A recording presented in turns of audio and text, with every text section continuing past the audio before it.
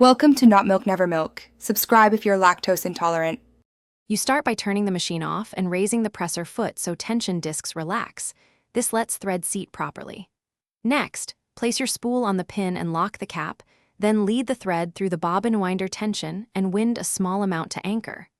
Once you have an even, full bobbin, cut the thread and set the bobbin aside in the case.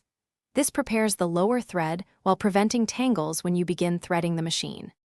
Now you thread the upper path by following the machine's numbered guides. These control tension and feed, so follow them in order.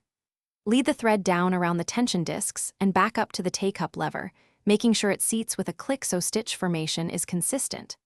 Once through the K-cup, bring the thread down through the needle bar guides and the final thread guide just above the needle, then thread the needle left to right for reliable stitch catching. Insert the wound bobbin into the bobbin case following the arrow so it unwinds correctly. Pull the thread into the slot and leave a short tail. Hold the upper thread with your left hand, then slowly turn the handwheel toward you to lower the needle and pick up the bobbin thread so both threads emerge together. Pull both threads under the presser foot toward the back and make a test stitch on scrap. If loops form, check tension and that the bobbin is seated correctly. Thanks for watching. If this was helpful, leave a like and consider subscribing. See you next time.